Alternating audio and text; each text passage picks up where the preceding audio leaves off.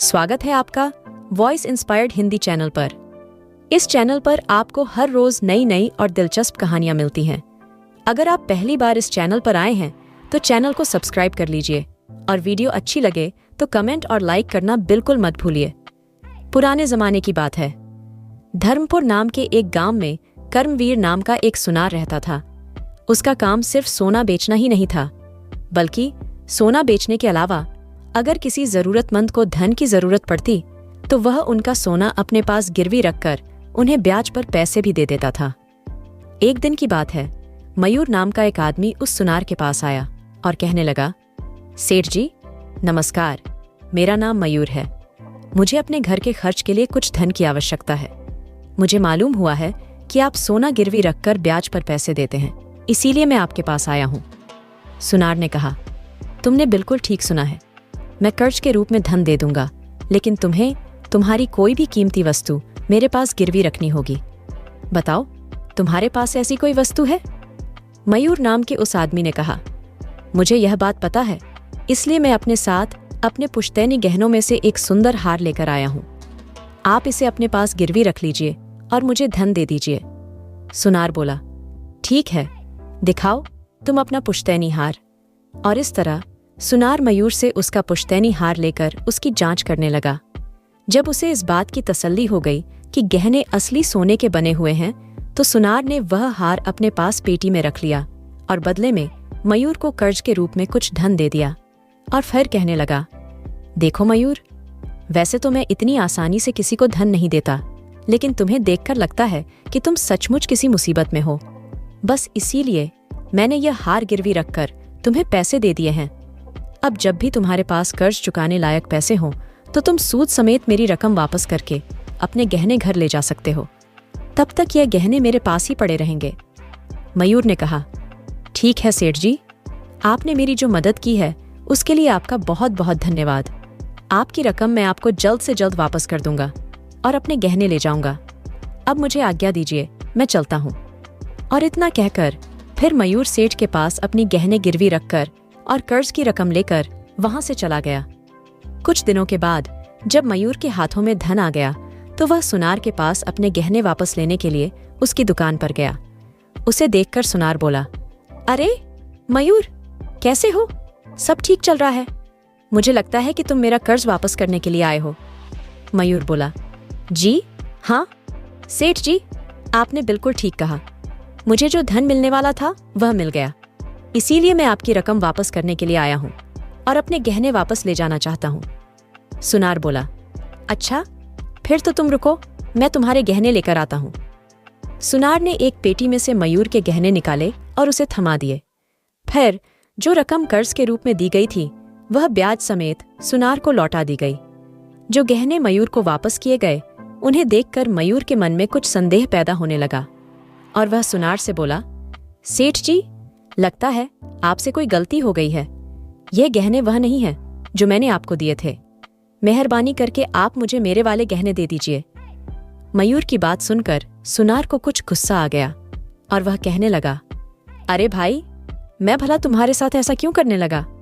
मैं किसी और के गहने तुम्हें क्यों देने लगा? मैं इतने सालों से व्यापार कर रहा हूँ। तुम्हें क्या लगता है, क्या मुझे इतनी भी समझ नहीं है? चुपचाप अपने गहने लो और यहाँ से चलते बनो। मयूर ने फिर कहा, सेठ जी, मैं सच कहता हूँ, वह मेरा पुश्तैनी गहना है। उसके ऊपर मेरे दादाजी का नाम भी लिखा हुआ है, इसीलिए मैं पूरे विश्वास के साथ कह सकता हूँ कि यह वो गहना नहीं है जो मैंने आपको दिया था। सुनार ने चिल्लाकर कहा, क्या कहा? गहनों के ऊपर तुम्हारे दादाजी का नाम लिखा हुआ था? लेकिन तुमने यह बात मुझे नहीं बताई थी। देखो, तुमने यही गहने मुझे देकर पैसे उधार लिए थे। जैसा तुम बता रहे हो वैसा कोई भी गहना मेरे पास नहीं है। एक तो तुम्हें मुसीबत में देखकर तुम पर तरस खाकर मैंने तुम्हें कर्ज दिया, और अब तुम मुझ पर ही दोष लगा रहे हो। इस तरह से वह सुनार मयूर पर बहुत चिल्लाने लगा और आखिर में उसे वहां से जाने पर मजबूर कर दिया। मयूर बड़े ही दुखी मन से दुकान से निकला। रास्ते में वह एक दूसरे सुनार की दुकान में गया और कर्मवीर सुनार ने जो गहने उसे दिए थे उन्हें दिखाकर कहने लगा, मैंने एक सुनार से यह गहने लिए हैं। क्या आप इनकी जांच करके मुझे बता सकते हैं कि इन गहनों की क्या कीमत है? उस सुनार ने कहा, हाँ क्यों नहीं, मैं जरूर बता सकता हूँ। लाओ, दिखाओ तो। मयूर ने वह गहना उस जौहरी को दे दिया। गहने को अच्छी तरह से जांचने के बाद वह जौहरी कहने लगा, बेटा, यह गहना तुम्हें जिसने भी दिया है उसने तुम्हें धोखा दिया है, क्योंकि यह गहना सोने का नहीं है, बल्कि यह तो नकली गहना है, बिल्कुल नकली। इनकी कुछ भी कीमत नहीं है। मयूर हैरान होकर बोला, यह आप क्या कह रहे हैं सेठ जी? एक बार फिर से ध्यान से देखिए।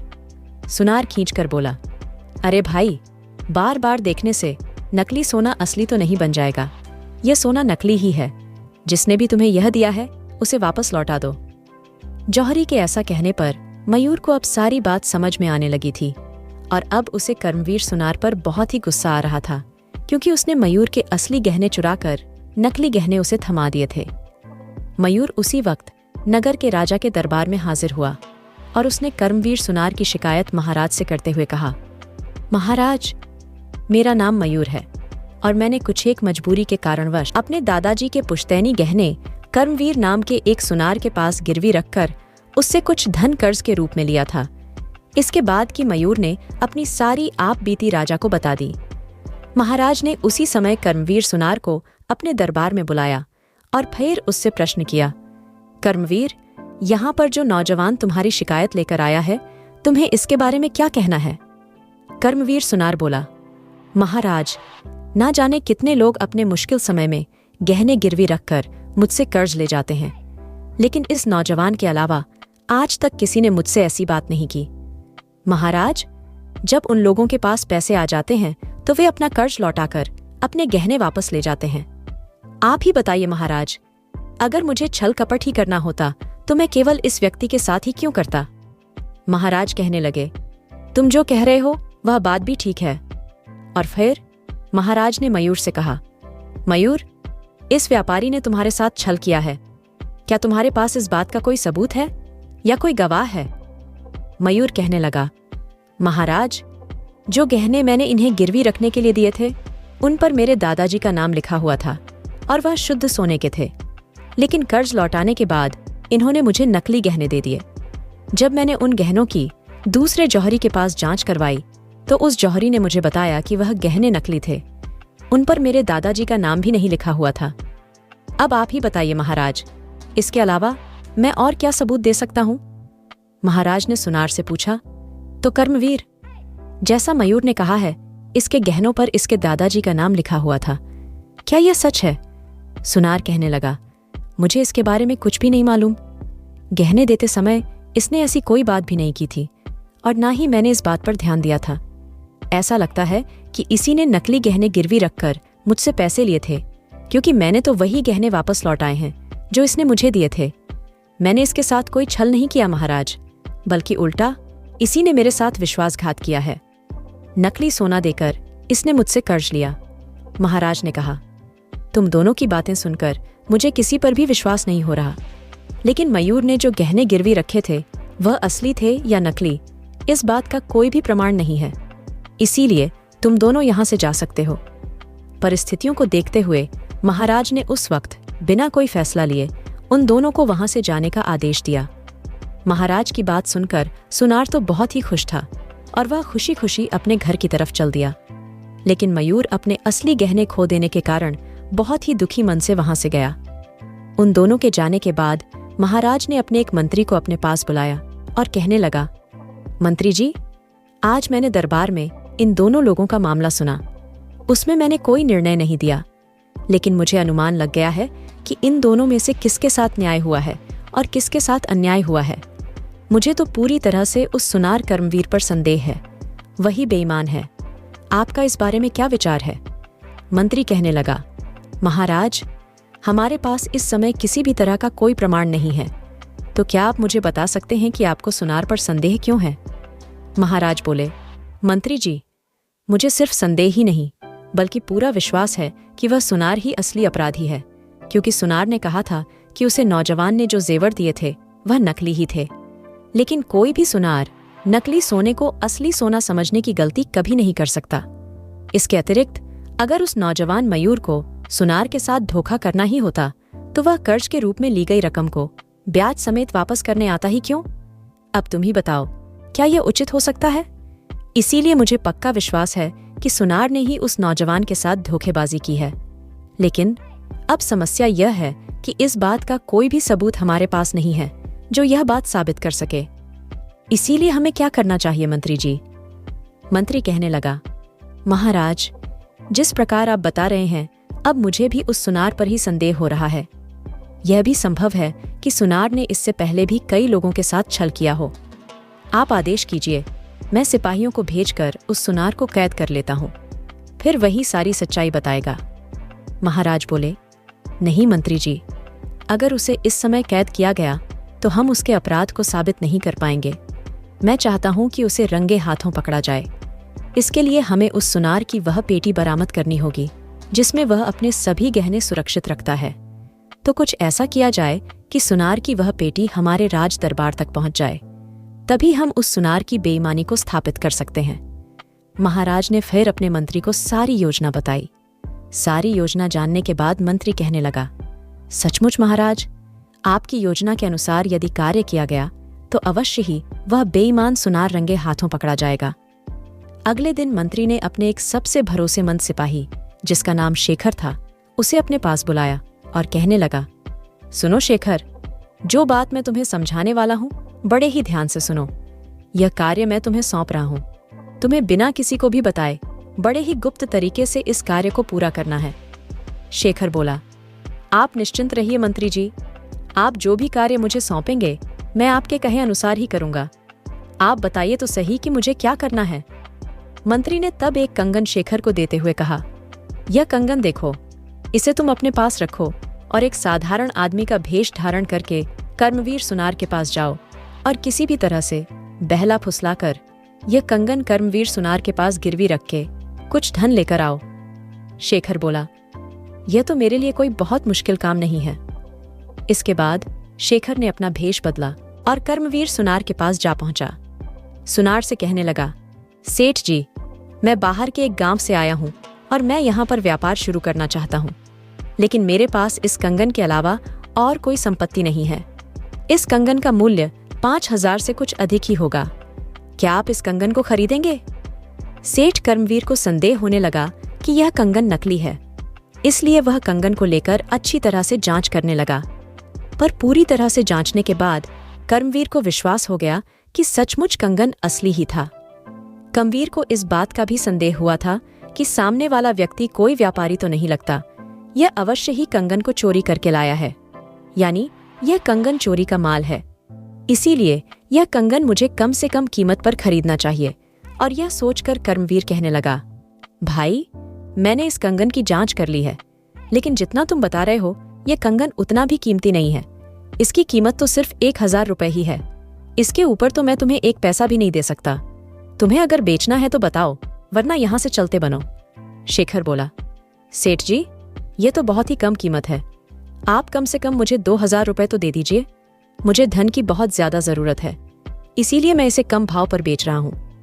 शेखर के ऐसा कहने पर कर्मवीर सोचने लगा, 5,000 के कंगन के यह 2,000 मांग रहा है, मैं इसकी और भी कम कीमत करवा सकता हूं। और ऐसा सोचकर वह शेखर से कहने लगा, देखो भाई, तुम बहुत ज्यादा कीमत लगा रहे हो।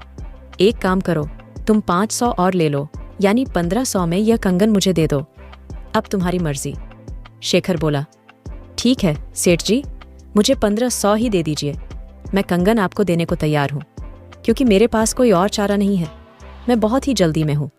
और इसके बाद शेखर धन लेकर वहां से चला गया।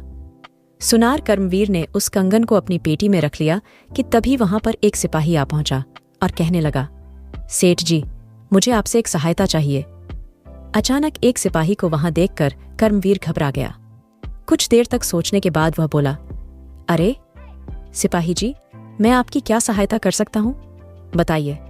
सिपाही ने कहा, दरअसल बात यह है कि कल रात को राजमहल में गहनों की चोरी हो गई है। हमें संदेह है कि उस चोर ने चोरी का माल दुकानों में बेचना शुरू कर दिया है। हम नगर के हर एक सुनार से पूछताछ कर रहे हैं, इसीलिए आपसे भी पूछताछ करने आए हैं। अगर आप हमारा सहयोग करेंगे तो जल्दी ही हमारा काम पूरा हो जाएगा और हम यहाँ से चले जाएंगे। यह सुनकर कर्मवीर सुनार कुछ घबरा गया। उसे समझ में नहीं आ रहा था कि क्या करूं और क्या ना करूं। वह कहने लगा, अरे सिपाही जी, मैं उस तरह का आदमी नहीं हूँ। मेरे पास तो सिर्फ मेरे बनाए हुए गहने ही होते हैं। मैं किसी से भी चोरी का माल नहीं खरीदता। सिपाही कहने लगा, तो ठीक है महाशय, मैं आपकी वह पेटी देखना चाहता हूँ जिसमें आप गहने रखते हैं। यह कहते हुए सिपाही ने कर्मवीर सुनार की गहनों की पेटी अपने कब्जे में ले ली।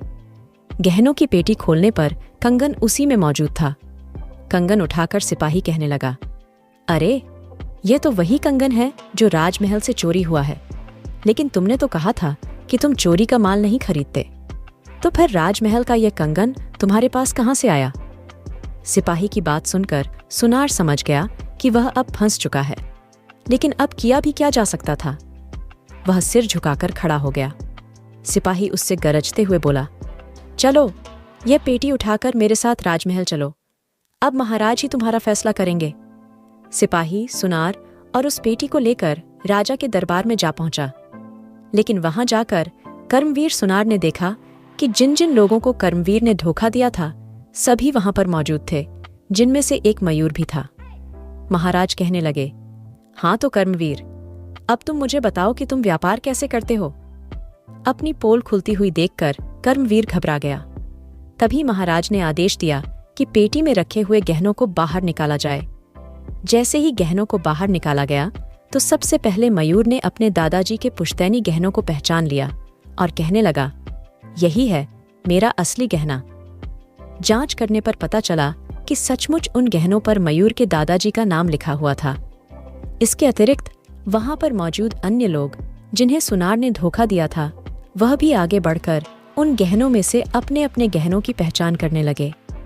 अब सुनार कर्मवीर की पोल पूरी तरह से खुल चुकी थी। वह घबराकर महाराज से कहने लगा, महाराज, मुझे क्षमा कर दीजिए। असल बात यह है कि मेरे पास जो कोई भी कर्ज लेने के लिए आता था और अपने गहने गिरवी रख देता था, कर्ज लौटाने पर मैं उन्हें हूबहू वैसे ही नकली गहने बनाकर वापस कर देता था। इस तरह से मैंने इन सभी लोगों को धोखा दिया। जब लोगों को अपने साथ हुए इस छल का पता लगता तो वह मेरे पास आते थे। तब मैं उल्टा उन्हीं पर दोष लगाकर उन्हें वापस लौटा देता था। ये कंगन चोरी का है, ऐसा मुझे अनुमान हो गया था, लेकिन फिर भी मैंने लालच में आकर बहुत ही कम कीमत पर इसे खरीद लिया। इस तरह से कर्मवीर सुनार ने अपनी सारी बात महाराज को बता दी। इसके बाद महाराज कहने लगे, ध्यान से सुनो कर्मवीर, मुझे पहले से ही तुम पर संदेह हो चुका था, इसलिए मैंने तुम्हें रंगे हाथों पकड़ने के लिए अपने एक भरोसेमंद आदमी को तुम्हारे पास वह कंगन लेकर भेजा था। उस कंगन को देखकर तुम्हारे मन में लालच आ गया और तुम फंस गए। सुनार महाराज के पैरों पर गिर पड़ा और बोला, मुझसे बड़ी भूल हो गई महाराज, मुझे क्षमा कर दीजिए। महाराज बोले, नहीं कर्मवीर, तुमने जो अपराध किया है वह कोई साधारण अपराध नहीं है जिसके लिए मैं तुम्हें क्षमा कर दूं। इसीलिए तुम्हें दंड तो देना ही होगा। और इसके बाद मयूर और बाकी लोगों को उनके असली गहने लौटा दिए गए और सुनार को कारागार में डाल दिया गया। मयूर और बाकी सभी लोग अपने असली गहने पाकर बहुत ही खुश थे। वे महाराज की जय जयकार करने लगे और राज दरबार से चले गए। पूरी प्रजा को जब यह बात पता चली तो सभी लोग अपने महाराज की चतुराई की प्रशंसा करने लगे। तो दोस्तों, आपको आज की कहानी कैसी लगी, यह कमेंट करके जरूर बताइएगा। इसी तरह की और भी मजेदार कहानियां देखने के लिए आप चैनल को सब्सक्राइब कर लीजिए। कहानी अगर अच्छी लगी तो इसे लाइक कीजिए और कमेंट करना बिल्कुल मत भूलिए। तो फिर मिलते हैं कल इसी मंच पर एक और नई कहानी के साथ। तब तक के लिए नमस्कार। आपका दिन मंगलमय हो।